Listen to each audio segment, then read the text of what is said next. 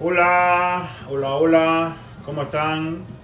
Tu ginecólogo amigo aquí en vivo y en directo y a todo color. Vamos a esperar que se conecten y que empiecen las preguntas, la ronda de preguntas. Recuerden compartir, compartan, no se cansen de compartir. Buenas noches, buenos días o buenas tardes. Depende de donde me estén, de donde estén conectándose. Vamos a responder todas las preguntas, todas las inquietudes, todas las dudas que tengan. Buenas noches, Cuban Doll 19. Todo lo que quieran saber, este es el momento de preguntar. Cuéntenme cómo les va, qué han hecho en la semana, de dónde me escriben, de dónde están conectándose. Y recuerden compartir en todas sus redes sociales.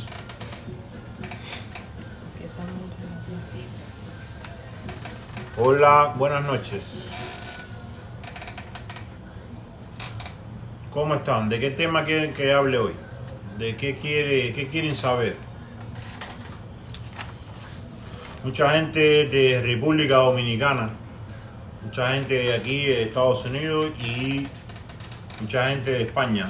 Un saludo para todos y todos.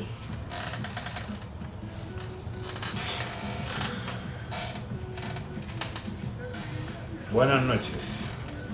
Compartan. No se cansen de compartir.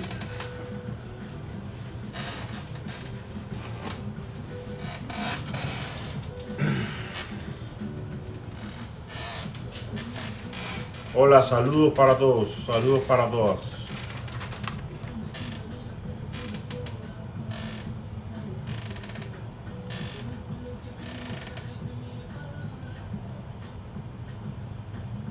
Ok, muy bien.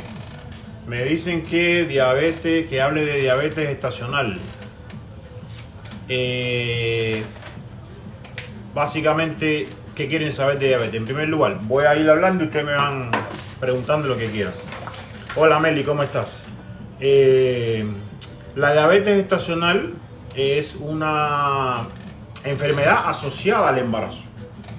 Es una diabetes asociada al embarazo. ¿Por qué se produce? Porque bueno, el embarazo como tal tiene dos momentos importantes.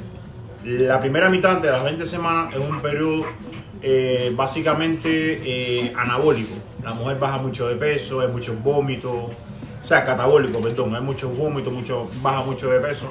El bebé va creciendo, pero ella va bajando mucho de peso. Sin embargo, la segunda parte es una etapa anabólica, después de las 20-22 semanas, donde todo es crecimiento, no solamente en el bebé, sino también en la madre. El útero crece mucho hacia adelante, hacia arriba, hacia abajo, hacia todas partes.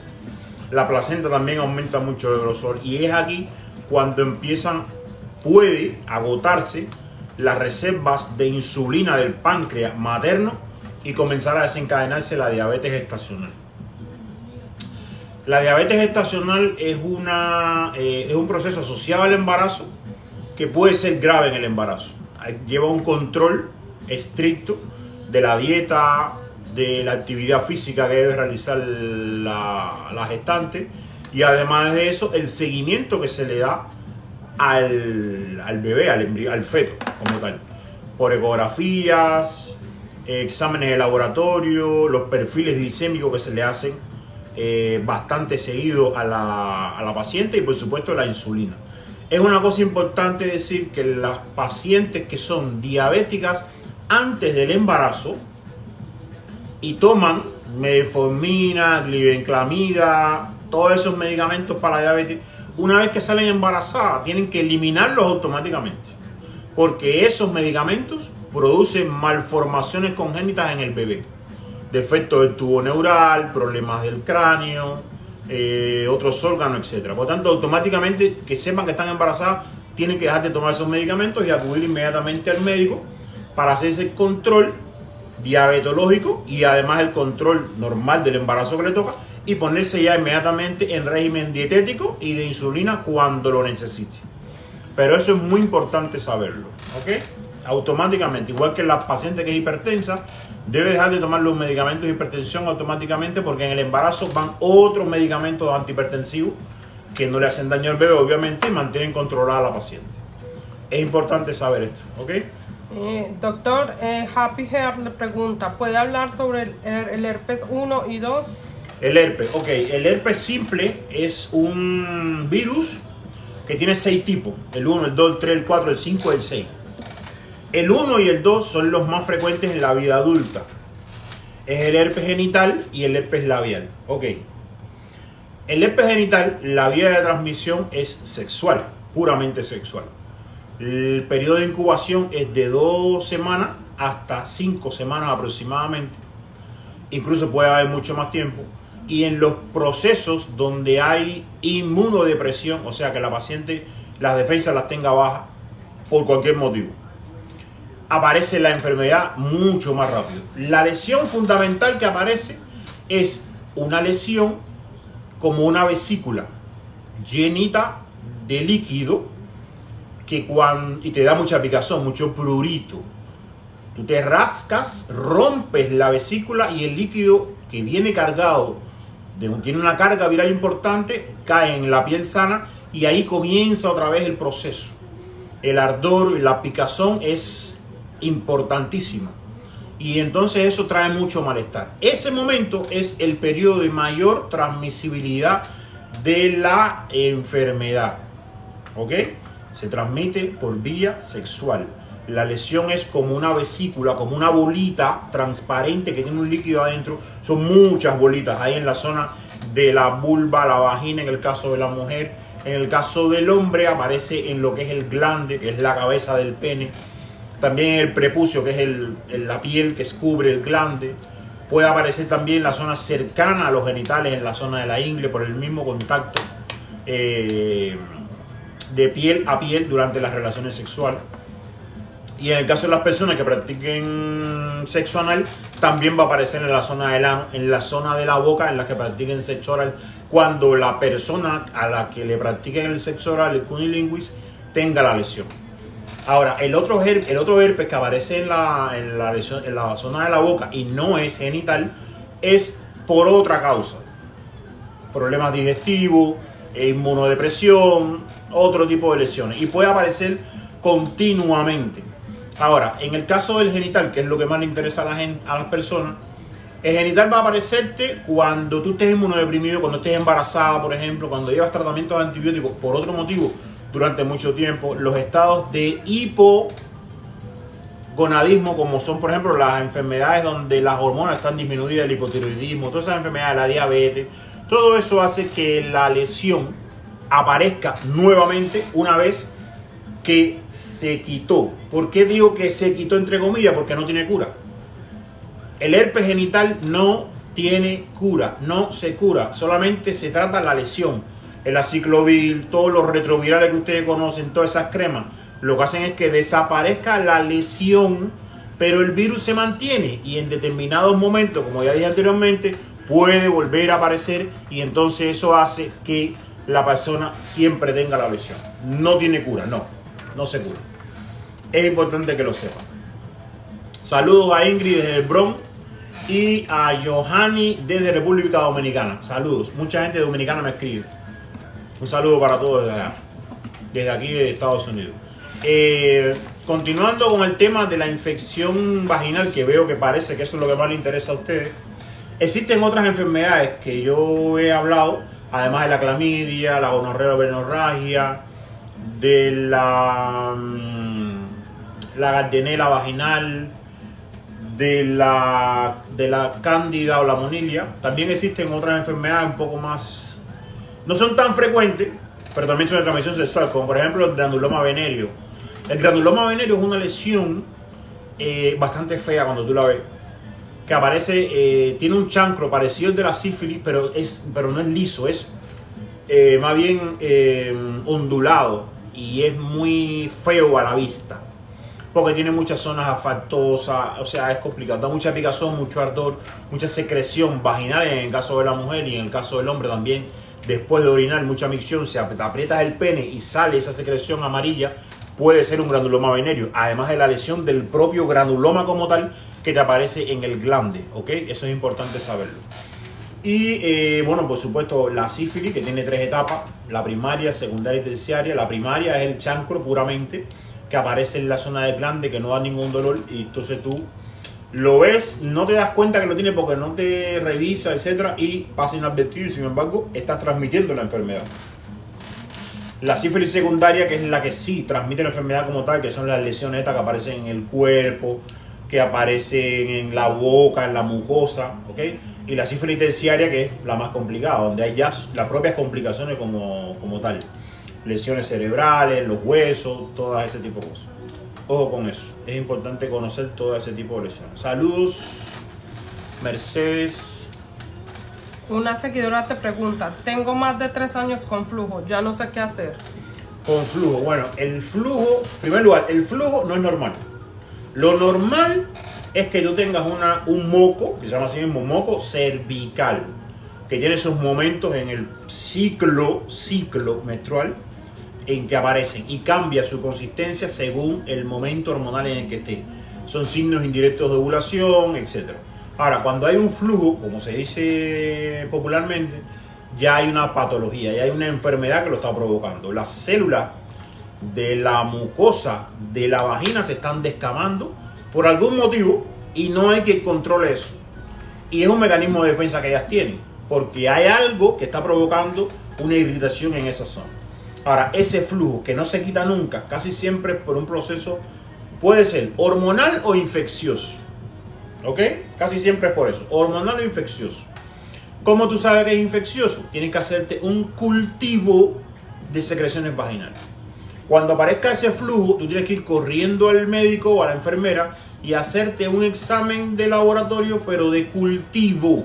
Hay que tomar una muestra de esa secreción, ponerla en un tubito y dejarla con una serie de sustancias a ver qué crece ahí.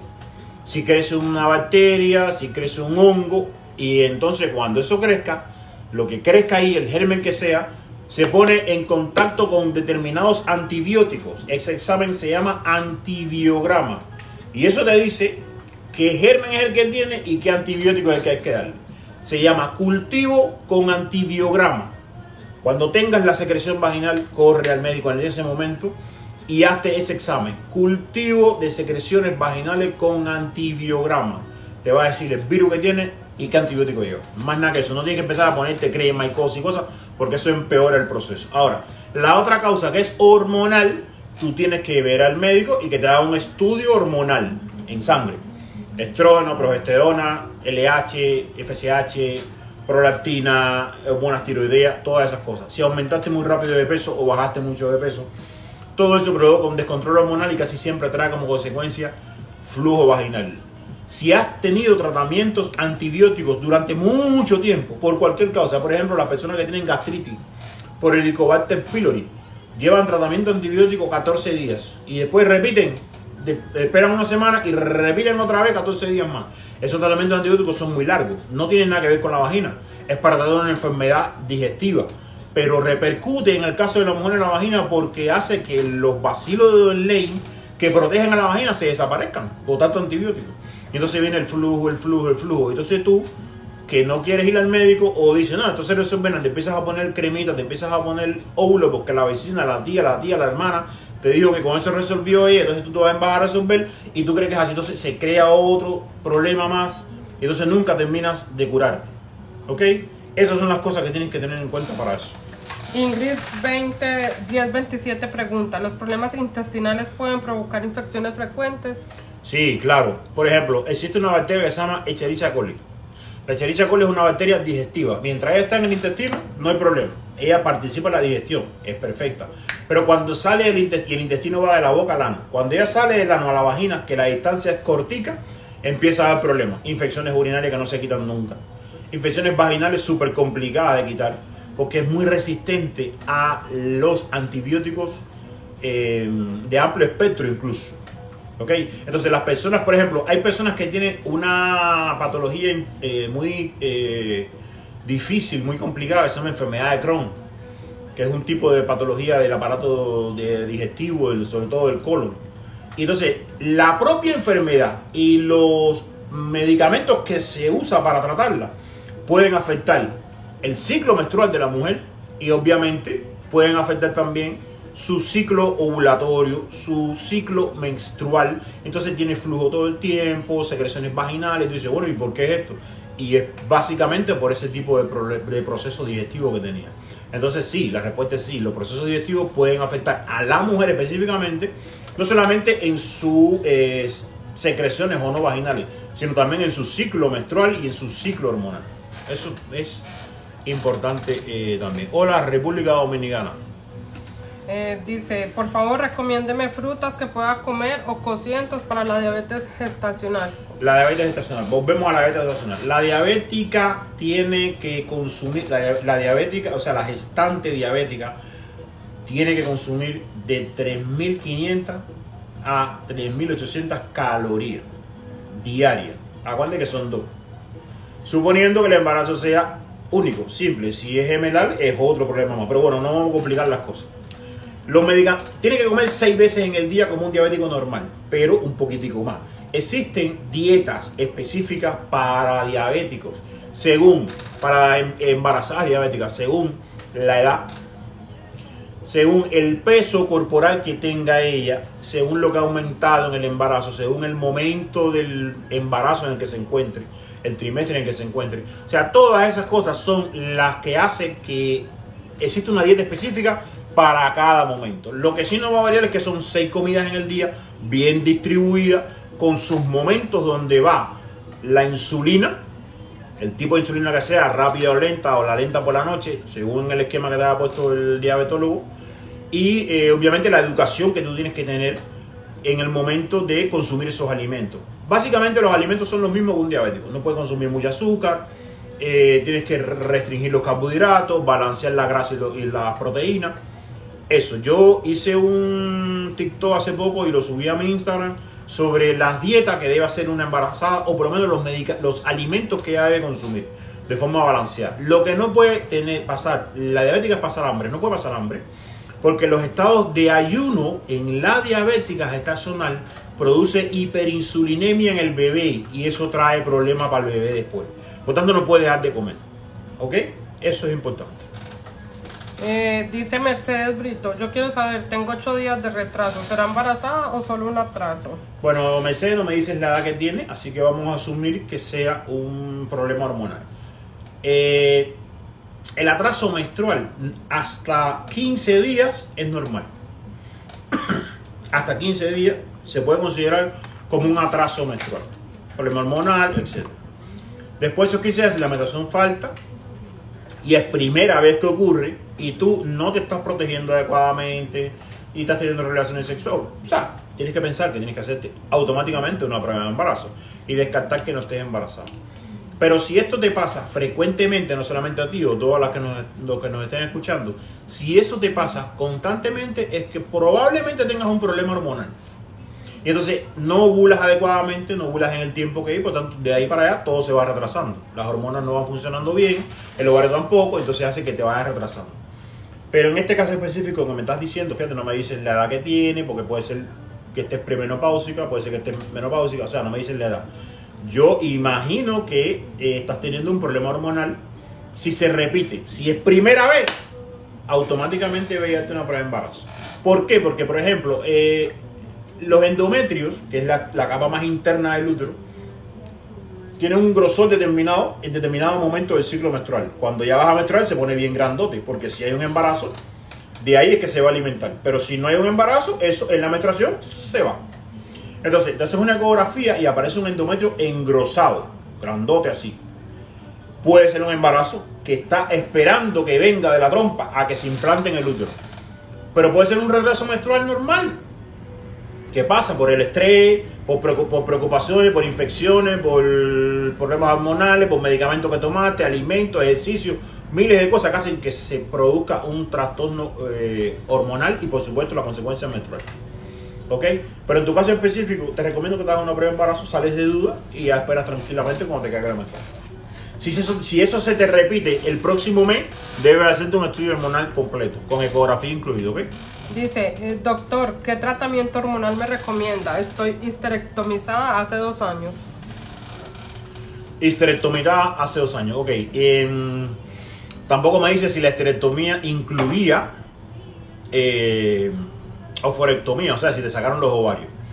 Si no, y aún así estás ya con síntomas de climaterio, el tratamiento, a ver, hay un tratamiento que se llama terapia hormonal de reemplazo, que se usa en las pacientes que son menopáusicas y que tienen climaterio. Las pacientes que tienen útero, es peligroso la terapia hormonal de reemplazo después de los 5 años. Aumenta el índice de cáncer de útero, todas esas cosas. En el caso tuyo que no tienes útero, tienes una ventaja. Puedes empezar a usar hormonas. Ojo, una de las mejores se llama tibolona, pero la tibolona es un medicamento que todavía no hay una evidencia concreta de si resuelve o no el problema, porque da muchas reacciones adversas. Entonces hay muchos países que no lo usan, ¿ok? Pero sí puedes usar sustancias naturales a base de soya, como dije anteriormente, que tienen isoflavinas, que son sustitutos del estrógeno que ya tú no tienes, y entonces te limita un poco los calores y todas esas cosas. En cualquier mercado sin receta tú puedes comprar esos productos. El Estroven, Climafor, Climasoy, todas esas cosas. Tú las puedes comprar y no tienes ningún problema. Puedes consumir también la leche de soya, alimentos a base de soya, que eso también te ayuda a bajar un poco los síntomas. Una cosa importante en el climaterio es que la ayuda familiar es importante porque es una etapa complicada en la vida de la mujer. Nosotros la tenemos, pero a los 80 años. Ustedes no, ustedes la tienen a los 40. Y como las mujeres viven más que los hombres, la esperanza de vida es de 80 años, ustedes van a estar 40 años con ese problema, que no se les va a quitar nunca.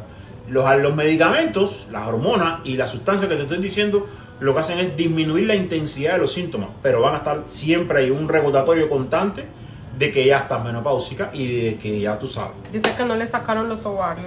Si no te sacan los ovarios, bueno, está bien, no te sacan los ovarios, estás menopáusica, tienes menopausia, pero vas a empezar con los síntomas del climaterio, vas a empezar con los calores, la irritabilidad, los rubores, los sofocos, la pérdida de memoria, todas esas cosas. Esos alimentos que te dije y esos productos que te dije te van a ayudar a disminuir los síntomas. Tienes que hacer ejercicio físico porque vas a engordar sin comer, ¿ok? Tienes que tomar agua porque te vas a resecar la piel. Tienes que, si fumas, tienes que dejar de fumar. Porque en ese momento va a empezar a aumentar las varices, va a empezar a aumentar el riesgo cardíaco, porque la sustancia que es los estrógenos, que te protegía el corazón, ya no la vas a tener en cantidad. Entonces pueden haber problemas cardíacos. Entonces tienes que hacer ejercicio físico, mantener una dieta balanceada, leer, caminar, o sea, ese tipo de cosas. No te aísles, mantente siempre en actividad, porque es una etapa complicada, pero esos que te digo te puede ayudar. Todas esas cosas que te estoy diciendo te pueden ayudar.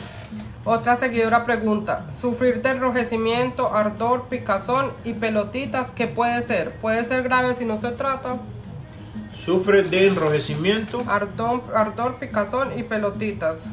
Me imagino que en su parte... Ya, me imagino que son las partes íntimas, obviamente, los genitales. Sí, eso es un tipo de irritabilidad, es posible. También puede ser resequedad de la vagina, de esa zona de ahí. Quizás alguna prenda interior que estés usando y te esté provocando todas esas lesiones. O sea, porque no me especifica cuándo aparece, en qué momento, si tiene que ver con la menstruación o no, porque también todo eso, la menstruación, trae como consecuencia que aparezcan este tipo de lesiones que tú me estás contando. Pero bueno, si tienes este tipo de problemas ahora, puedes usar cremas que te alivien el prurito. Las cremas de esta base de calamina te ayudan a que ese picazón desaparezca y la lesión también. ¿Ok? Eso es importante. Good affair coming soon in English. Maybe. Dice, tengo 49 años y noto mucha cistitis cuando estoy cerca de mi periodo. Sí, eso es normal. Te voy a decir, 3 días antes, 3 días después, es normal que tengas una secreción. Si no la tienes, puede ser que la tengas, es normal. Ahora, siempre recuerda que el problema, o sea, la menstruación es un juego hormonal. una hormona tiene que subir, la otra tiene que bajar, y eso se llama feedback, donde la concentración de una hormona para que suba o baje depende de que suba o baje la otra. Los estrógenos, la progesterona, la FSH y la LH, porque todo viene del hipotálamo hipófisis de aquí hacia de abajo, hacia las gónadas o los ovarios.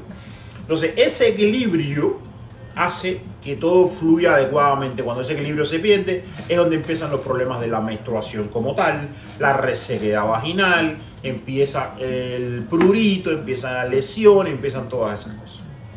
Entonces, eso también puede ser un problema. Algún trastorno hormonal. Les voy a explicar una cosa. Las mujeres pasan por determinadas crisis, se llaman crisis hormonales. La primera crisis que sufre la mujer es en la pubertad, aproximadamente los 10 años, cuando cae la menstruación. Con los años, la edad en que aparezca la menstruación se va acortando mucho más. Antes eran los 18 años, ahora las niñas con 9 años ya tienen menstruación. Entonces, las crisis esas se van aumentando. Cada 10 años tienen una crisis.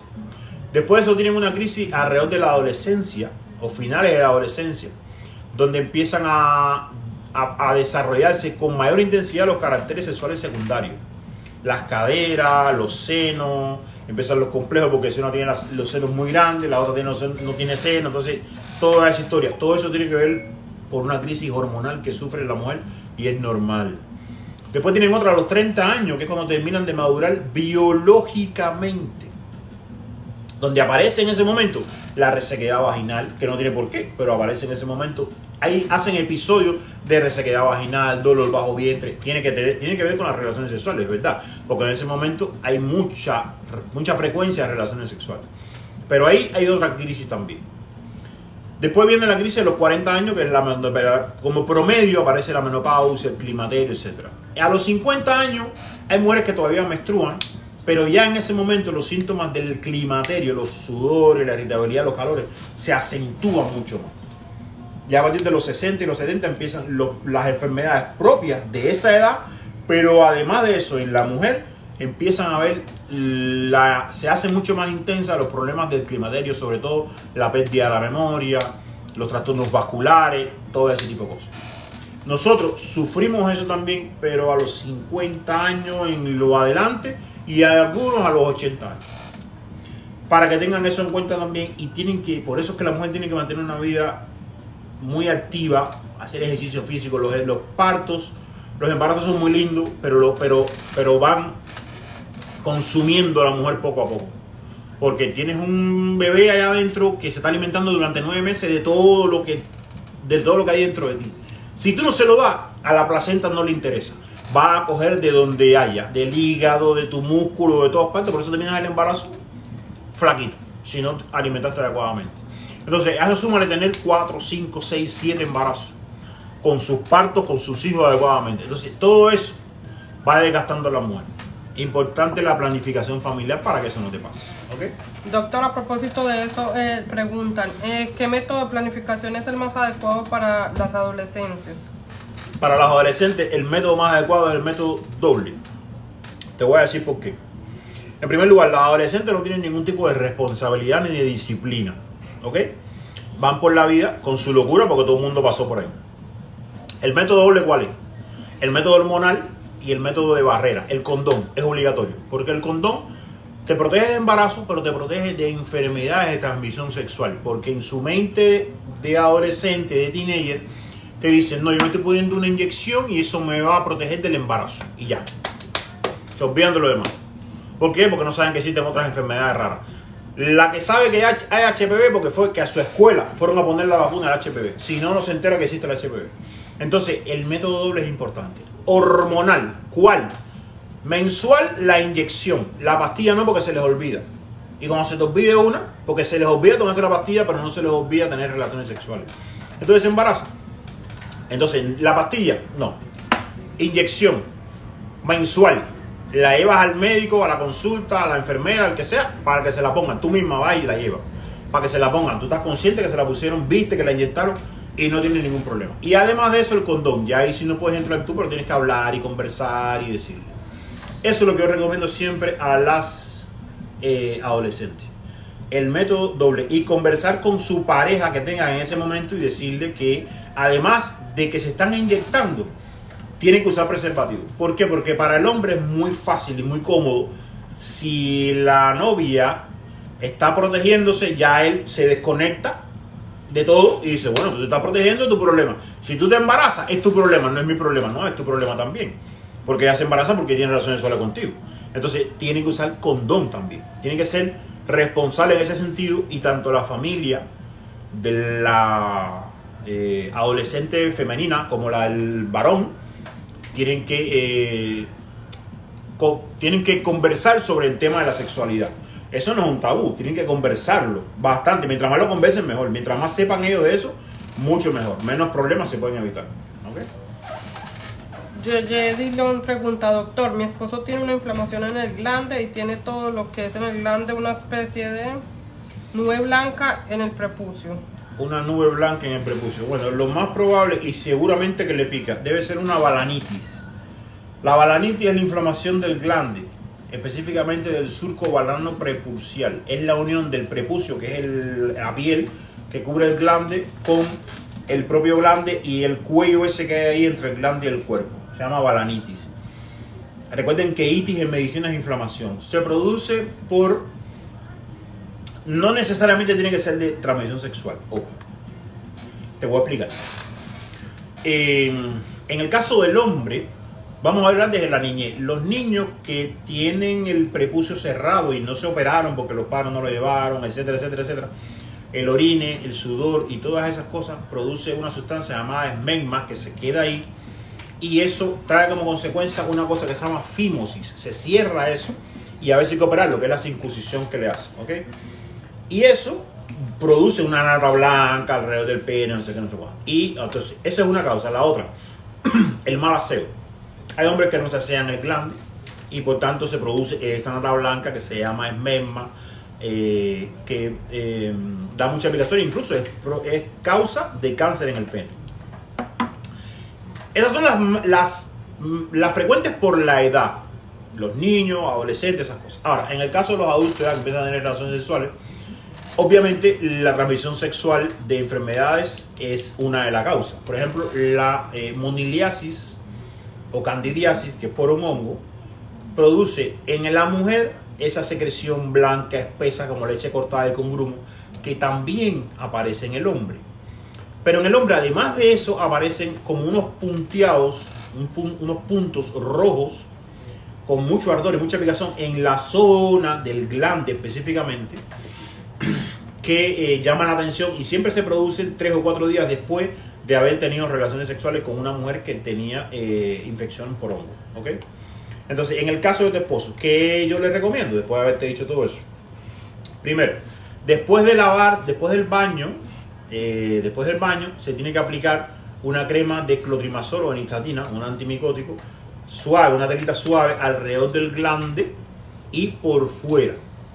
Eso lo va a hacer durante todas las noches, durante 5 días. No puede tener relaciones sexuales, obviamente. Lo va a hacer todas las noches durante 5 días y con eso debe curarse sin problema ninguno. Pero tiene que lavarse el pene constantemente, todo lo que él sabe que tiene que hacer, ¿ok? Y entonces, en el caso de suyo, usted tiene que, obviamente, usar alguna crema antimicótica, clotrimazol, estatina, o en óvulos también puede ser, ¿ok? Hola, doctor, para el HPV, ¿qué se puede usar? Para el HPV, ¿qué se puede usar? Bueno, el HPV, el virus del papiloma humano, pero ¿qué se puede usar? Es una pregunta un poco abierta, porque hay vacunas para evitar que eso pase, que se la ponen a los adolescentes en la escuela. Existe el preservativo que tú lo usas para no contagiarte de HPV. Existe tratamientos una vez que tienes el HPV. Por eso te digo que no sé qué es lo que me estás preguntando, pero vamos a ser general. Las adolescentes no tienen relaciones sexuales todavía. Para evitar que tengan HPV, las vacunan en la escuela. ¿Ok? Recuerden que esa vacuna es para determinada cepa. Hay 120 tipos de HPV. Lo que pasa es que esa vacuna es para los tipos más agresivos, los que más problemas dan. Las personas que tienen relaciones sexuales, que ya han estado expuestas al HPV, si tienen la lesión típica, que es el condiloma, la verruga esa oscura que aparece en los genitales, o en el ano, o en la boca, depende de la actividad sexual, existen tratamientos, obviamente.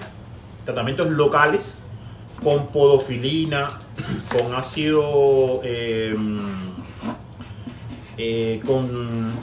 ácido, también ácido tricloroacético, que se aplica ahí en esa zona. También la crioterapia, que es un tratamiento que se hace en el cuello del útero a las mujeres que tienen esas lesiones y que tienen NIC, las lesiones intraepiteliales que son precursoras del cáncer, NIC 1, 2, 3, todas esas cosas. Se le hace crioterapia, se le congela esa parte del cuello y hace que eso desaparezca. Y en el caso del hombre se cauteriza con, se puede usar podofilina, pero también se puede cauterizar con corriente esa zona. Cuando los condilomas son muy grandes, se usa cirugía, obviamente, es cirugía como tal, para quitarlo, porque hay condilomas que son bastante grandes, son racimos de uva que son enormes y hay que sacarlos de ahí. El seguimiento para las pacientes que tienen HPV es por, bueno, colposcopía, en consultas de patología de cuello. Pero básicamente para el HPV lo que hay que hacer es evitar que te dé, que aparezca. Una vez que aparezca, bueno, existen todos esos tratamientos que te explico. Doctor, ¿qué es recomendable para los cólicos menstruales? Para los cólicos menstruales. Muy bien. Compartan. Recuerden compartir. No se cansen de compartir con sus amistades en todas sus redes sociales. Eso es importante. Los cólicos menstruales. Bueno, los cólicos menstruales se llaman dismenorrea. Es dolor con la menstruación. Está la primaria y la secundaria. La primaria son las mujeres que nunca han parido. La secundaria, las que ya han parido. La primaria, que no han parido, es por problemas hormonales. ¿El tratamiento cuál es? Antiinflamatorio primero, porque el dolor es brutal. Te desmayas y todo. No es ni la primera ni la última que llaman de la escuela, porque la niña se desmayó con la menstruación. ¿Ok? Entonces, se pone antiinflamatorio, ibuprofeno, naproxeno, todos los que conozca, depende del país donde esté. Y obviamente tratamiento hormonal, porque el problema es hormonal. Mucho estrógeno, poca progesterona. Por lo general la menstruación dura mucho más de 7 días y es súper intensa. Entonces se pone un tratamiento hormonal, sobre todo, preferentemente bifásico, para que cumpla el mismo principio del ciclo menstrual, que es sube y después vuelve, baja y después vuelve a subir. Entonces eso básicamente es el proceso. Tratamiento hormonal y antiinflamatorios y analgésicos. Ahora bien, hay procesos que ayudan a que la dismenorrea o el cólico menstrual desaparezca o sea menos intenso. Las relaciones sexuales y el embarazo. No quiero decir con esto que hay que tener relaciones sexuales para no tener cólico, ni hay que salir embarazado para no tener cólico. No, es que son eventos que disminuyen la intensidad de los dolores de los cólicos menstruales. Pero básicamente es eso. Usa antiinflamatorios, tratamiento hormonal que te debe poner el médico, y como métodos alternativos puedes usar los té de manzanilla, hierbabuena, ponerte bolsitas de agua, bolsitas tibias bajo vientre, levantar los pies, o sea, todas esas cosas que ustedes saben que ayudan con el proceso. Y se hace, importante, una semana antes de la menstruación. Esto es lo más importante de todo. No puedes esperar a tener el dolor para tomar el medicamento, porque no se te va a quitar. Una semana antes de que te vaya la menstruación, que tú sabes que empiezan los dolores de cabeza, los senos se empiezan a hinchar, los pezones te empiezan a molestar el brasier, ya tú sabes que la semana que viene te va a caer la menstruación. Entonces, desde esa semana anterior, empiezas tú a tomar los antiinflamatorios. Aunque no tengas dolor, lo empiezas a tomar. Uno cada 8 horas, todos los días. O cada 12, todos los días.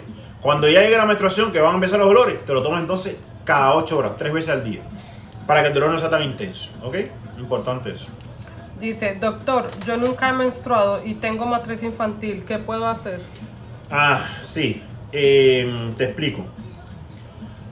Cuando tú nunca has tenido una menstruación y ya tienes más de 18 años, lo más probable es que tengas los órganos genitales, como decimos, infantiles. Eso lleva a tratamiento hormonal. Pero a veces el tratamiento hormonal no resuelve. ¿Por qué? Porque hay un síndrome, una enfermedad que se llama síndrome de Savage, un tipo I, que básicamente es un problema con que hay una resistencia de los receptores del ovario a las hormonas que le mandan del hipotálamo y la hipófisis. Y eso trae como consecuencia que el ovario no funcione. Por tanto, si el ovario no funciona, no manda hormonas al útero y el útero no se desarrolla. Entonces, es el famoso útero infantil, es una enfermedad congénita, eso es de nacimiento. Eso es de nacimiento. Yo no conozco todavía un caso como esos que hayan salido embarazadas. Yo tuve 2 en Cuba, donde yo estudié y me formé, y nunca. No hubo forma. Se le puso clomifeno, se le puso gonadotropina coriónica para que creciera el útero. Se le puso todo eso y no, el útero no crecía y el ovario no funcionaba. Los ovarios eran de una niña de 6 años y la señora tenía 35 años. Los ovarios eran de una niña de 6 años. No crecieron nunca y es por eso. Porque no tienen receptores. Nació sin receptores para recibir esas hormonas. Y entonces ya eso es imposible hacerlo. Y ni siquiera la inseminación, porque no hay óvulos. Porque ni siquiera te puedes inseminar, porque no hay óvulos de dónde tomarlos para poder implantarlos nuevamente en tu útero, porque además de eso, el útero que tienes es un útero pequeño que no va a aguantar un embarazo. O sea, es complicado, ¿entiendes? Muy complicado. Pero bueno, siempre está la opción de adoptar también, ¿entiendes? Dice, hola doctor, ¿qué recomienda para un amigo que después de tener relaciones tiene picazón? Lo que les recomiendo a los amigos es que las relaciones sexuales que está teniendo con la persona que le provoca la picazón tiene 2 opciones. O no tiene más relaciones sexuales con ella, 3 opciones. O no tiene más relaciones sexuales con ella. O van los 2 al médico a hacerse un examen de secreciones vaginales en el caso de ella y un examen general, o usa protección. Porque si no vas a estar siempre así con ese problema. De momento, ahora si tienes picazón, ponte una cremita de antimicótica, porque eso es de hongo, los hongos son los que pican, y para que resuelva ese problema. Y ahí hay que ponerle tratamiento o llevarla al médico para hacerle un exudado vaginal de cultivo para ver qué gérmenes que tiene y ponerle tratamiento. Mientras eso pase y quiere seguir teniendo relaciones sexuales, usa un preservativo para evitar que eso pase. Sentido común, caballeros, sentido común. Compartan. Dice, hola doctor, ¿por qué cuando salgo embarazada siempre sangro? ¿A qué se debe? Oh, cuidado con eso. Se llama gestorragia. Las gestorragias son de la primera mitad y la segunda mitad. Yo siempre les hablo así porque yo fui profesor en Cuba y entonces me gusta explicar así de esa manera. A veces aburre un poco, pero me gusta que la gente entienda perfectamente lo que estoy diciendo. Las gestorragias son de la primera mitad, o sea, entre las 20 semanas, entre los 5 meses, y las de la segunda mitad, que son después de los 5 meses. Esas son las más peligrosas. Las de antes de los 5 meses son los abortos, los embarazos ectópicos, todas esas cosas raras. Ahora bien, si tú estás embarazada y estás sangrando, lo primero que tienes que hacer es ir al médico, hacerte una ecografía. ¿Por qué? Porque en las primeras 8 semanas de embarazo puede haber un sangramiento pequeño, escaso, con manchitas oscuras, como borra de café. Y eso es normal, fisiológico. Son hemorragias de implantación. O sea, el embrión, que una vez llegó al útero, está, para que me entienda, metiéndose dentro del útero, buscando zonas de alimentación, que son los grandes vasos venosos que hay, de sangre que hay en el útero, para que se alimente, se forme la placenta, se forme el bebé, todas esas cosas. Y eso, una vez que se produce, puede provocar un pequeño sangrado, escaso, mínimo, de un día si acaso, quizás 2, pero imperceptible, muy pequeño. Pero si es un sangramiento constante durante el embarazo, sí es un problema, porque puede ser una amenaza de aborto, puede ser un aborto, puede ser placenta previa, la placenta que cuando está anterior o fuera del lugar, o sea, puede ser un embarazo ectópico incluso. Pero de la forma que tú me estás hablando, me estás diciendo que siempre que sales embarazada tienes sangramiento, y puede ser esas 2 cosas, o que sean amenazas de aborto o un aborto incipiente, o hemorragias de implantación, que es lo más probable, que es normal, porque el embrión va buscando zonas para poderse alimentar. Y en su trayecto produce pequeño sangramiento, pero muy escaso, muy escaso. Dice, hola, buenas noches, doctor. ¿Qué puedo hacer para quedar embarazada? Intento y nada. Dice que ya tiene un niño de 6 años y quisiera ser madre por segunda vez. Bueno, no me da mucho detalle. Yo no soy adivino. Yo estoy tratando de interpretar lo que ustedes me están preguntando. Pero, si ya tú tienes un bebé, significa que puedes salir embarazada. El por qué no sales ahora tiene muchos motivos. Primero, si cambiaste de pareja y la pareja que tienes ahora nunca ha tenido bebé, es un problema. Él se tiene que estudiar. Pero bueno, normalmente se estudian los dos. Quizás estás demasiado preocupada por salir embarazada y por tanto no sales embarazada. Recuerden que el cortisol es una hormona que bloquea, en el caso de la mujer, todo el sistema hormonal completo. La menstruación se te pone irregular, no menstrua, no ovula, un problema. Te reseca la vagina, la hormona del estrés. ¿Ok? Entonces, no te estreses. El embarazo no se busca. El embarazo te sorprende. ¿Ok? Eso es importante.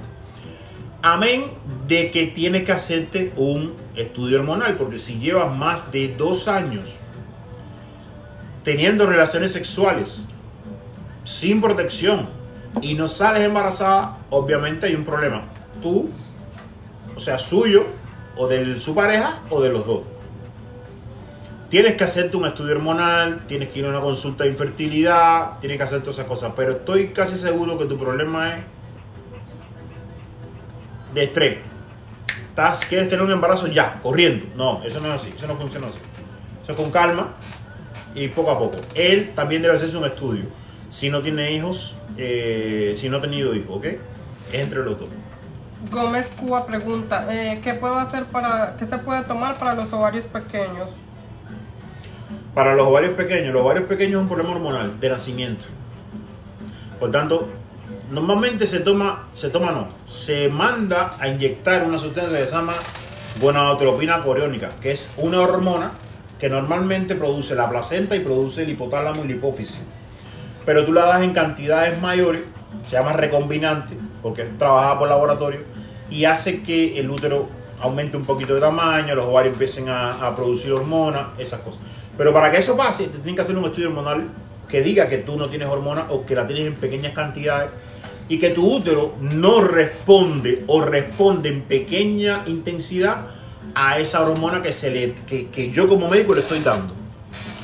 Eso se llama prueba de estrógeno y prueba de progesterona. Se llama así. Son test que se ponen a prueba. Si eso te dice que hay un problema hormonal porque no hay estrógeno o porque no hay progesterona, entonces se pone lo que falte. Si faltan las dos, entonces se pone todo eso que te dije, clomifeno para ovular, gonadotropina coriónica, todas esas cosas. Pero primero hay que ver por qué no. Porque puede ser que tengas ovarios pequeños porque tengas un problema de nacimiento, una enfermedad congénita de nacimiento. Porque estés obesa, por ejemplo, porque la paciente sea muy obesa. Entonces los niveles de estrógeno son tan altos que los ovarios no funcionan bien. O sea, todas esas cosas tienen que ver. Pero primero hay que estudiarse. Y después que se estudie, ese tratamiento hormonal que te expliqué. Dice, hola, tengo una amiga que ya tuvo 4 hijos y se operó. ¿Puede por inseminación volver a concebir? Obvio, claro. Mientras ovulen no hay problema. Se sacan sus ovulitos. Siempre que tenga una carga ovular importante, se sacan sus óvulos. Como lo ven, sacan como 8 óvulos. Los ponen a fertilizar y después le introducirán 3, 4, no sé, lo que haya pagado. Y ya, y sin problema. Otra usuaria dice, mi hija tuvo hoy una cirugía de un NIC3. ¿Puede generar consecuencias en el futuro? Bueno, depende de la cirugía que le hayan hecho. Cuando hay un NIC3 te hacen dos cosas. O te hacen un cono ampliado o te hacen una conización, una amputación, perdón. La conización del cuello del útero es como los conos que tú ves en la calle. Así mismo, esa forma así en cono, que es como una biopsia web, pero mucho más grande. La llevan al laboratorio y te va a decir si es realmente que tenía un NIC3 o tenía otra cosa. Si cuando te hacen el examen, esa biopsia que te quitan, dice que tienes un NIC3, no hay problema, ya resolviste, ya te curaste y se acabó. Si dice que tienes un carcinoma in situ, que es lo otro que viene después del NIC3, que se llama carcinoma in situ, La conducta es otra cosa, es otra. Hay que ver la edad, hay que ver los deseos reproductivos, hay que ver una serie de cosas. ¿Okay? Eso es importante. Si le hicieron una amputación de cuello, le cortaron el cuello completo, se queda su útero nada más, es lo mismo. Lo van a llevar al laboratorio y le van a decir, sí, era un NIT3. Ah, perfecto, te curaste. No, era un NIT2. Bueno, mejor, menos todavía problema tiene. No, era un carcinoma in situ. Ah, bueno, vamos a ver qué hacemos ahora. ¿Ok? Ahora, la consecuencia después para tener el bebé, ninguna. Eso se cierra normal. De hecho, si la cirugía se dan los puntos normales, se le deja el orificio para que ella siga menstruando normal y por ahí tiene su embarazo sin problema ninguno. ¿El riesgo cuál es? Cuando salga embarazada. Tiene que hacer mucho reposo porque no tiene cuello que aguante el embarazo. Es el único riesgo. Pero de embarazarse se puede embarazar porque el problema no tiene ningún problema para embarazarse. Pero una vez que se embarace tiene que hacer mucho reposo, seguimiento estricto con su ginecólogo del embarazo como tal. ¿Entiendes? Eso es importante. Tengo una amiga que se hizo una amputación de cuello por un NIT3 y tiene un embarazo gemelar. Pero estuvo 9 meses acostado en una cama, no se levantaba de ahí. Y tuvo su gemelo, su niña y su niño, sin problema ninguno. Hola doctor, tengo 9 semanas y tuve la semana pasada 2 grandes sangramientos. Y me imagino que te has hecho una ecografía para ver cómo está el embarazo, que es la parte que no me contaste. Si tuviste un gran sangramiento con coágulo, me imagino que has corrido al hospital, te has hecho una ecografía para ver cómo está la vitalidad de tu embrión, de tu bebé, y cómo está el embarazo como tal. Eso sí es importante. Ante un sangramiento hay que correr para el hospital y hacerse, o para el médico, y hay que hacerse una ecografía al momento. Ay, ¿qué hago con mis calores y qué tiempo duran? Tengo 57 años y todavía padezco de ellos. Y padecerás toda la vida, eso no se te va a quitar. Existen sustancias, como dije anteriormente, que te disminuyen la intensidad, pero no se van a quitar.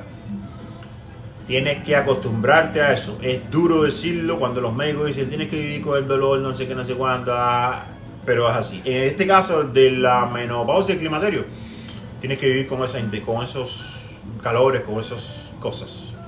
Pero hay sustancias, ya te expliqué, el estroven, climazoid, climafor, todas esas cosas te ayudan. El ejercicio, todo eso. Hola doc, yo tengo un periodo muy irregular y me dicen que no es nada hormonal. ¿Qué podrá hacer? Tienes un periodo irregular y no es hormonal. Y entonces, ¿cómo saben que no es hormonal si es irregular? La menstruación tiene su base fisiológica y es hormonal. Hay el estrógeno y la progesterona. Y la FSH y la LH son las que intervienen para que ocurra la menstruación. Si ellas no mantienen su equilibrio, la menstruación no aparece cada 28 días, no ovula el día 14, no hacen nada. Entonces, tiene que haber un problema hormonal para que tú no menstruas adecuadamente. O también puede pasar lo siguiente: que tú hormonalmente estés bien, pero que estés tomando medicamentos, alimentos o sustancias que estén provocando ese desarreglo menstrual y no hormonal. El ejercicio físico, cuando subes y bajas de peso, el ejercicio físico intenso disminuye la frecuencia menstrual, disminuye incluso el sangrado. ¿Ok? Eso puede influir, el ejercicio físico. Algunos tipos de alimentos con grasa, proteína, en demasiada cantidad, también influye sobre eso. Amén de que hormonalmente estés bien. ¿No sé? Entonces, tienes que vigilar qué es lo que estás haciendo en tu rutina, raro, que esté provocándote eso. Tengo aquí a... ¿Se puede ovular antes del día 14? Sí, y después también. Existe la ovulación tardía y la ovulación precoz. Esos son ritmos irregulares. O sea, tú menstruas normal, pero no sabes cuándo ovula. Ya les dije que existen signos indirectos de ovulación. El más directo de los signos indirectos, valga la redundancia, es el moco cervical característico, típico como clara de huevo. El color y la consistencia es idéntica a la clara del huevo. Cuando tú tengas eso por tu vagina, corre que estás ovulando. ¿Ok? En el momento que sea. Normalmente es el día 14 del ciclo menstrual, en un ciclo menstrual regular de 28 días. Hay ciclos cortos de 21 días y hay ciclos largos de 35. Por tanto, no vas a menstruar el día 14 en ninguno de esos dos. Solamente menstruas el día 14 en el de 28. Pero si tú eres inteligente, tú sabes que es en la mitad del ciclo. Si tu ciclo es de 21 días, divide 21 entre 2 y la mitad de ese día, y ahí te va a decir qué día tú menstruas. Y si es de 35, divídelo entre 2 y te va a decir el día de la ovulación. Dice, doctor, después de una salpingo hay posibilidad de salir embarazada. ¿Se puede hacer una cirugía? Sí, se llama reanastomosis de las trompas de falopio, reanastomosis tubárica. Ahora te voy a decir otra cosa, que es lo que no te dicen nunca. Eso no garantiza que salgas embarazada. Y aumenta el riesgo de embarazos ectópicos o embarazos fuera del lugar. Porque la trompa se te puede unir, pero no va a haber funcionabilidad de la trompa. La trompa es un tubo. Se llama tuba o trompa de Eustaquio. De falopio, perdón. La de Eustaquio era del oído, de falopio. Ella tiene 4 porciones y en la tercera porción, que es la ampular, la más grandota, ahí es donde ocurre el embarazo. Pero el embarazo ocurre porque dentro de la trompa hay unos pelitos, se llaman cilios, que se mueven de un lado hacia otro, empujando el óvulo que viene del ovario y empujando a los millones de espermatozoides que vienen desde la vagina. Si esos pelitos no funcionan, en el caso de la clamidiasis, por ejemplo, o la infección por clamidia, que provoca destrucción de esos pelitos, una vez que ocurre la fecundación, el óvulo no vira para atrás, se queda ahí mismo.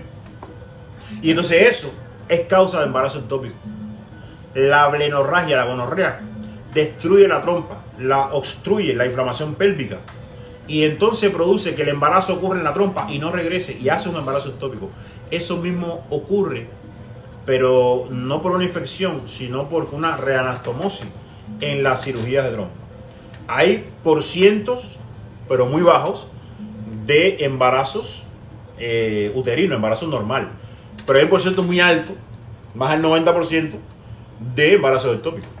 ¿Entiendes? O sea, la cirugía no garantiza, una, que te embaraces normalmente, pero sí posiblemente te garantice que el embarazo sea ectópico. No te estoy desilusionando, te estoy diciendo la estadística. Esto es medicina basada en evidencia.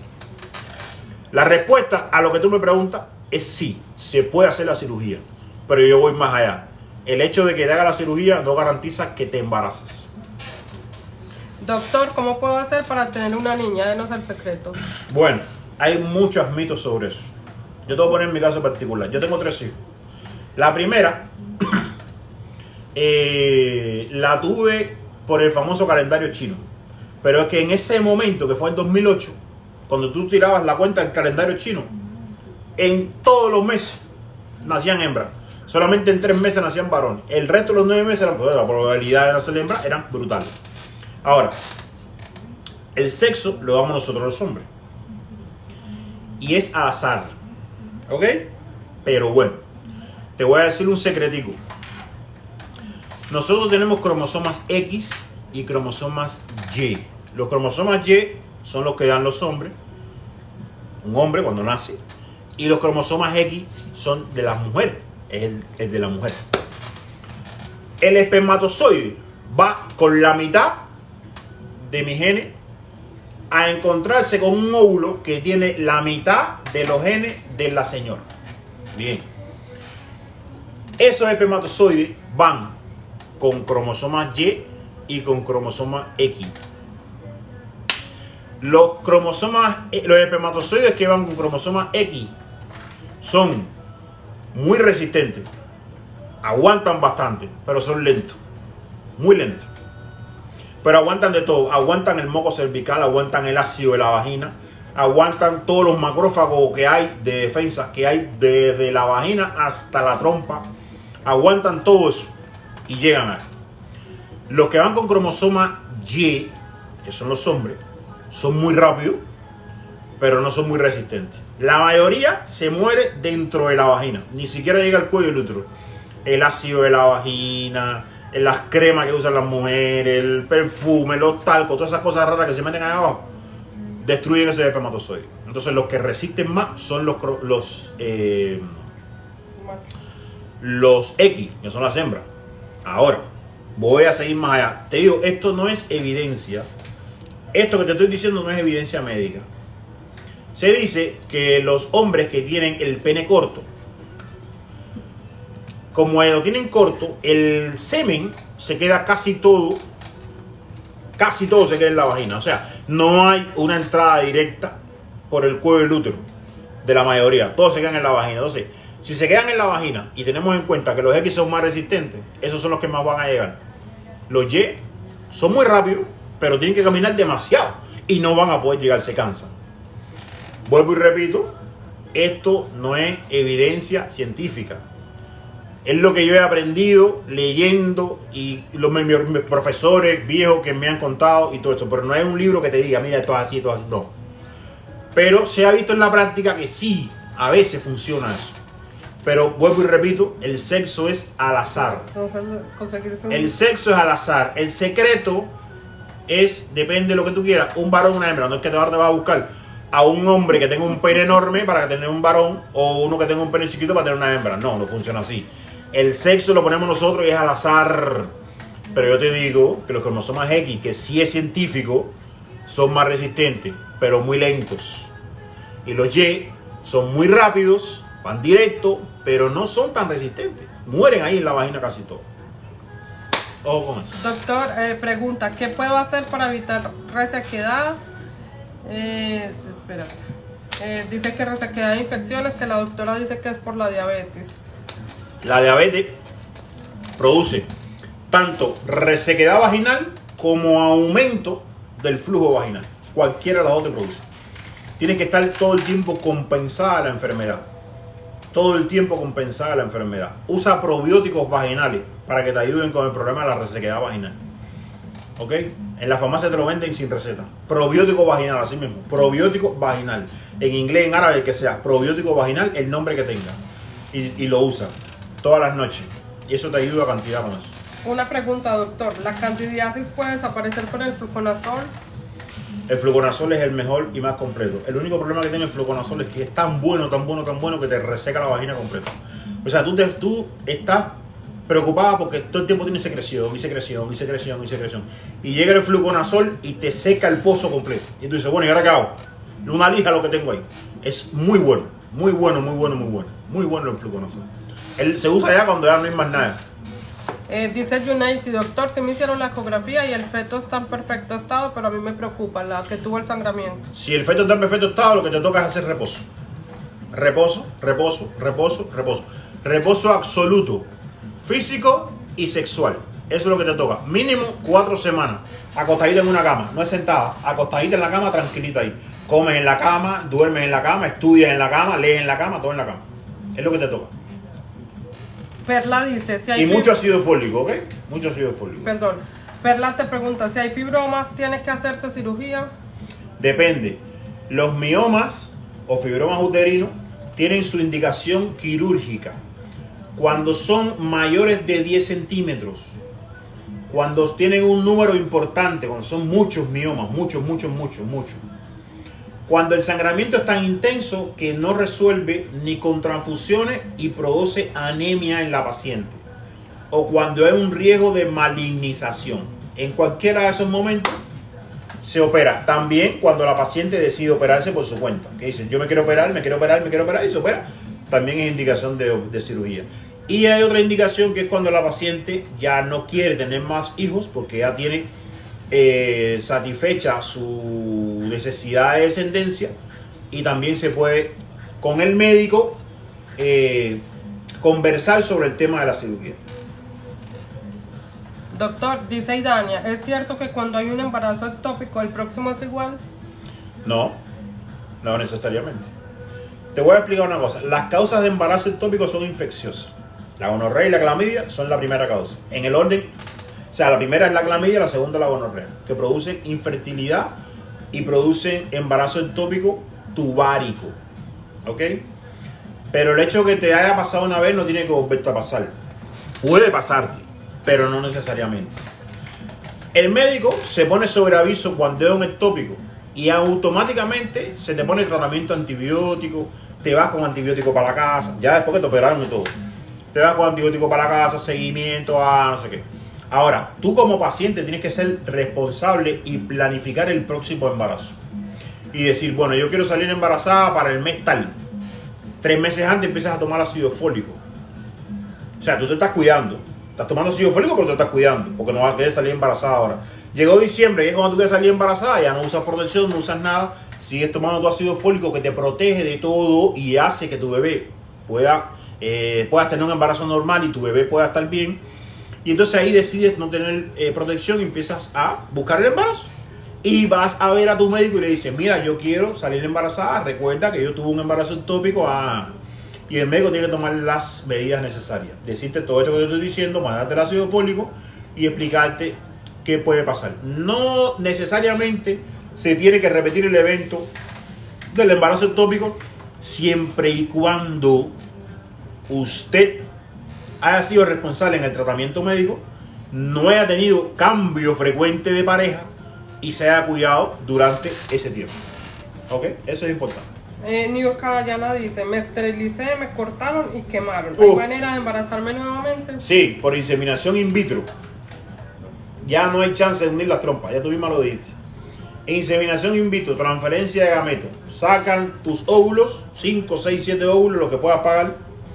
Los meten en un tubito, ponen el semen de tu esposo ahí, los unen, fertilizan y después te ponen a ti los óvulos que te hayas pagado, te los ponen otra vez en el útero. Y los demás los dejan congelados, obviamente. Inés Michelle te saluda desde España. Hola a la gente de España. Doctor, ¿qué cree usted con respecto al COVID? ¿Y una embarazada puede el bebé salir con COVID? No hay evidencia de que eso ocurra. Ninguna. Doctor, yo tengo mucho flujo y tengo años con eso. Voy al médico y nada que se me quita. Esa ya creo que le había respondido. República Dominicana. Flujo blanco, hola. Sin olor es malo. Flujo blanco. Y sin olor es malo.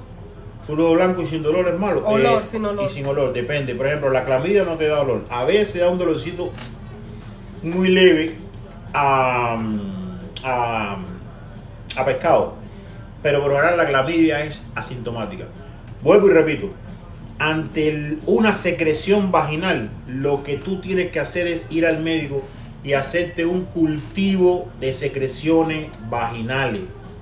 Si huele o no, no importa, la característica que tenga. Hágase un cultivo para ver qué tipo de germen tiene y qué antibiótico lleva. Cultivo con antibiograma, siempre. Si vas al médico, te haces el cultivo y te dicen, no creció nada, no hay ningún parásito, ningún bicho, ningún nada, entonces la causa es hormonal. Se le pone tratamiento hormonal y resolviste el problema. Pero es más fácil ponerse óvulo porque la tía me dijo que con ese resolvió, o porque mi sobrina me dijo que con ese resolvió, y entonces no resuelve. Resuelve 2 días cuando te lo pones, y al tercer día vuelve peor todavía. Entonces, eso es lo que hay que hacer, tener sentido común, ir al médico, hacerse todas esas cosas, para no tener complicaciones después. Voy a tratar de resumir las preguntas, que son varias, de una misma usuaria que dice que tiene un hijo de 14 años y no ha vuelto a salir embarazada. Hace 5 meses fue al ginecólogo, le hicieron todos los estudios, todo está bien, y le puso en tratamiento, pero ya hace 4 meses y no pasa nada. Es diabética y le estaban inyectando hormonas. Diabética, le están inyectando hormonas. Y me imagino que el esposo esté bien, porque no va a hablar del esposo. Me imagino que el esposo esté bien, le hicieron el espermograma, no tiene ningún problema el esposo, todo perfecto. Súper. Mira, la diabetes es una enfermedad complicada, muy complicada. La diabetes es una enfermedad metabólica, afecta todo el organismo, todo el organismo. Y afecta también el sistema hormonal. Eso es importante, aunque los exámenes estén dados normal. Quizás los niveles hormonales están normal, pero la fluctuación en el momento de la menstruación a lo mejor no es la adecuada. O sea, no funcionan bien el estrógeno con la progesterona cuando tiene que subir, cuando tiene que bajar. O sea, los niveles quizás estén normales, pero no hay una relación adecuada con ellos. Es lo que pienso yo. Por eso depende del momento en que te hayan hecho el examen, porque hay un momento específico para cada examen. Un momento específico del ciclo menstrual, ¿ya? Lo otro, ¿qué tratamiento hormonal te han puesto? No me has dicho si es clomifeno, si es gonadotropina, si son los dos. No me dices si estás obesa o no, porque también la obesidad hace que no menstrue, pero bueno, no me dices nada de eso, porque los diabéticos por lo general siempre son un poquito gorditos. Pero... Salió con miomas pequeños, pero la doctora me dijo que eso no afecta. Dice, ¿salió qué? Con miomas pequeños. No, pero depende del tamaño del mioma, no, sino también la localización. Y los miomas por lo general lo que hacen es complicar el embarazo, pero no te impiden embarazarte. Tiene que ser un mioma muy grande que tenga el cuello del útero que no debe pasar los espermatozoides. Es como único, pero por lo general ellos no producen infertilidad. Pero bueno, volviendo a tu pregunta. Si hormonalmente estás bien, como tú me dices, y la ecografía te da normal, supuestamente estás ovulando, que eso es otra cosa importante. Tú, como paciente, con todas las cosas que he dicho aquí, tú puedes saber si tú ovulas o no. No te hace falta una prueba hormonal para eso. Si tú tienes a los 14 días de tu ciclo menstrual, tu moquito, tu cosita de clarita de huevo, tienes que tener relaciones sexuales. Tienes una ventana de 5 días para tener relaciones sexuales ahí todo el tiempo. Como ya les he dicho, acostadita boca arriba, él eyaculó, tú te quedas acostadita ahí tranquila, media hora más o menos, no te lavas ni nada y te quedas ahí y ya. Toma ácido fólico, que eso también te ayuda. La vitamina E también te ayuda, eso desintoxica, limpia el organismo y te ayuda con eso. Vitamina E de 1000, te tomas una diaria por 30 días, el ácido fólico, y empiezas a tomarlo desde ya, tú y tu esposo. Y eso te va a ayudar. Y desbloquea eso de tu mente. Relájate, no te desesperes, no puedes ir a tener relaciones sexuales para embarazarte, no. Disfruta el sexo, vívelo y el embarazo llegará. Doctor, ¿los miomas muy pequeños se desaparecen o llevan operación? Depende, los miomas, ya dije, los miomas se operan cuando son mayores de 10 centímetros. Por lo general los miomas después de los 40, después de la menopausia, tienden a desaparecer, por lo general. Los embarazos pueden desaparecer los miomas, mantenerlos iguales o aumentarlos de tamaño. Pero los miomas chiquitos no se operan. Doctor, tengo mucho dolor al ovular. Hay mujeres que tienen un pequeño dolor o molestia en el momento de la ovulación. Cuando ese óvulo se rompe y sale el ovocito, eso hay muchas mujeres que le da un poco de molestia. Pero es un signo indirecto de que estás ovulando. Es un signo indirecto de que tienes, si quieres salir embarazada, buscar el embarazo. ¿Ok? Pero puedes usar medicamentos para el dolor, antiinflamatorios, analgésicos, cualquiera de esos. Una usuaria te pregunta que si hay riesgo de tener un hijo con un primo. Bueno, depende la consanguinidad que tenga tu primo. Yo soy cubano y en Cuba hay un dicho que dice que los primos se exprimen. Pero depende de los primos que sean. Los primos de primera línea, los famosos primos hermanos, o sea, el hijo de tu tía, hermana de tu mamá o de tu papá, hay un riesgo de consanguinidad muy grande. Las hemofilias, las talasemias, esas enfermedades de la sangre, se producen y otras enfermedades más genéticas, se producen por consanguinidad. Familiares de primera línea que tienen relaciones sexuales entre ellos y sí pueden tener los bebés, obviamente, malformaciones congénitas. Por eso te digo, depende del primo. Si es un primo lejano, ese primo que es como la octava generación, ¿no? Eso casi no es ni familia tuya. Pero los primitos que son más cercanos, sí, con eso no deberías tener ese tipo de relaciones. Doctor, ¿algún método anticonceptivo que no engorde y que no sean vacunas? Complicado. Difícil. Mira, los métodos anticonceptivos hormonales, como son a base de hormonas, pueden engordar. Los que más engordan son los de los 3 meses. La medroxiprogesterona de 150 o 250 miligramos. Esa es la que más engorda. Las que son mensuales producen variaciones en el peso corporal, pero en mi experiencia de 20 años de ginecólogo te digo que depende más de la comida que de la hormona. Porque las mujeres le echan la culpa cuando están poniéndose inyecciones a que engordaron por la inyección. Y engordan porque comen y no hacen ejercicio.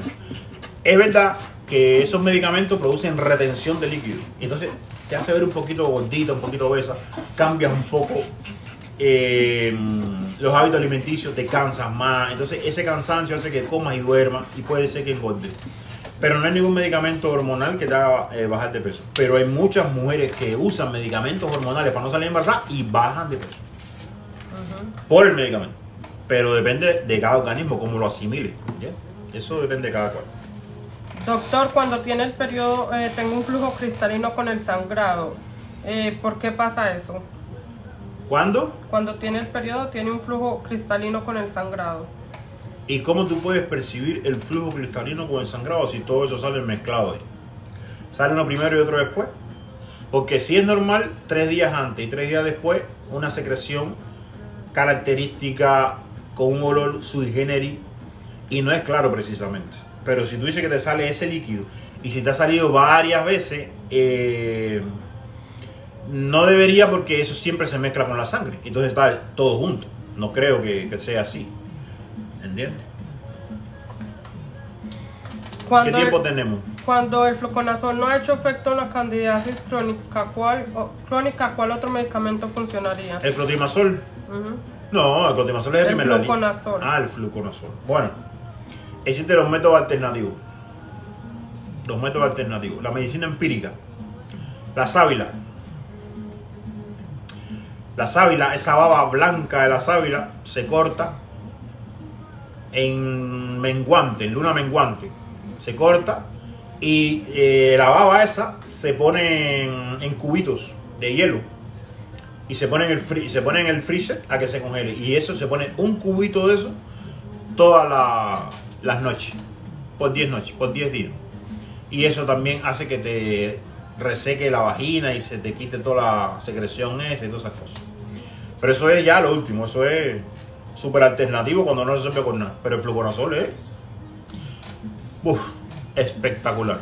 Vamos a ir respondiendo las últimas 3 preguntitas o 5 para que ya... vamos a responder las últimas 3 preguntas entonces. ¿Las demás será para el próximo live o pueden hacerte por las demás van a ser para el próximo live? A ver, déjame hacer un paréntesis. Recuerden que yo... hay mucha gente que me pregunta. Yo abrí hace poco mi canal de YouTube. Se llama tu ginecólogo amigo, Dr. Osain González. Tengo mi Instagram, es Osain González también. Y este de TikTok. Por aquí yo voy a responderle. El objetivo mío es responderle a ustedes las dudas y situaciones que los médicos por tiempo o otros motivos no pueden responderle a ustedes. Y yo quiero darle una información o darle una explicación de qué deben hacer, o sea, una asesoría médica sobre temas ginecológicos y obstétricos, de embarazadas también. A veces no puedo contestar todas las preguntas que me hacen. He tratado de contestar una por una. Mi esposa me dice, pero tú estás loco, eso no lo puedes hacer. No te da tiempo para todo, porque yo tengo que estudiar también, tengo que hacer miles de cosas.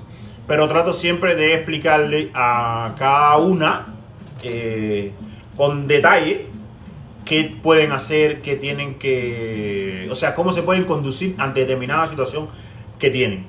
Yo siempre trato de responderle a todas. Cuando no puedo hacerlo es porque estoy estudiando, porque estoy súper complicado. Pero siempre trato de hacerlo. Y les agradezco siempre que me sigan, que compartan mi video y que por lo menos aprendan de las cosas que yo les estoy explicando. ¿Ok? Eso es importante para mí. Vamos a contestar 3 preguntitas más y... Doctor, por favor regáleme un nombre de remedio para poder ovular. Hay mucho. Por lo general lo que más se usa es el clomifeno, pero antes de saber si ovulas o no, tienes que hacerte un estudio hormonal. No puedes tomar medicamentos a lo loco. Recuerda eso. Ya, muchísimas gracias, doctor. Que Dios lo siga bendiciendo grandemente. Gracias a todos ustedes. La mujer después de que le sacan la matriz no necesita ver un ginecólogo. Mi doctora de cabecera dice... Bueno, te voy a contar. Después que te sacan la matriz, no vas a menstruar. No tienes que hacerte Papá Nicolau. Pero puedes tener secreciones vaginales. Puedes tener problemas en la cúpula vaginal que se queda. O sea, la cúpula vaginal es una estructura dentro de la vagina que se cierra cuando te quitan el útero. Y ahí pueden haber granulomas, lesiones, etc. Además de las secreciones propias de la vagina. Y sobre todo en mujeres que después que le quitan el útero siguen teniendo relaciones sexuales. Entonces, debes ir al ginecólogo si tienes alguna sintomatología. Si no, no necesariamente, ¿entiendes? Si te dejaron los ovarios, una ecografía anual, con eso no tienes ningún tipo de problema. Vamos a ir terminando, 2 preguntas más. Okay. Doctor, yo tuve mi parto por cesárea, ya que fueron jimaguas. ¿Eso puede provocar el útero retroverso? No, el útero retroverso es una posición del útero. Tú naciste con el útero así. y no es tampoco causa de infertilidad como antes se mencionaba. Al contrario, las mujeres con útero retroverso salen embarazadas más rápido todavía. No tiene nada que ver. ¿Qué más? Los niños con síndrome de Down, espérate que son muchas preguntas y se me pierden. Por aquí. Doctor, cuando menstruo boto mucho coágulo y sangre, ¿qué puede ser? Tienes un trastorno menstrual. Se llama hiperpolimenorrea. Las causas pueden ser mioma, problemas hormonales, sobre todo mucho estrógeno, ovarios poliquísticos, hiperplasia endometrial. Tienes que hacerte una ecografía ginecológica para ver cómo están los ovarios del útero y un estudio hormonal. Saludos, doctor, desde Uruguay. Uruguay, saludos a la gente de Uruguay. Abrazo. Compartan, señores, compartan. Gracias, doctor. Para mí los doctores cubanos somos los mejores. Gracias y buenas noches. No es que seamos los mejores, es que tratamos de explicar porque es lo que nos enseñaron a los de la vieja escuela. Desde República Dominicana te saludan. Saludos a la gente dominicana. Ya, si quieres te vas despidiendo, las demás preguntas no... Sí, bueno, ya, vamos a ir despidiéndonos. Me siguen escribiendo a todas mis redes sociales y yo trataré de contestarles. Y recuerden que soy su ginecólogo amigo, siempre estoy aquí para ayudarlos y responder todas sus preguntas, ¿ok? Luego bye.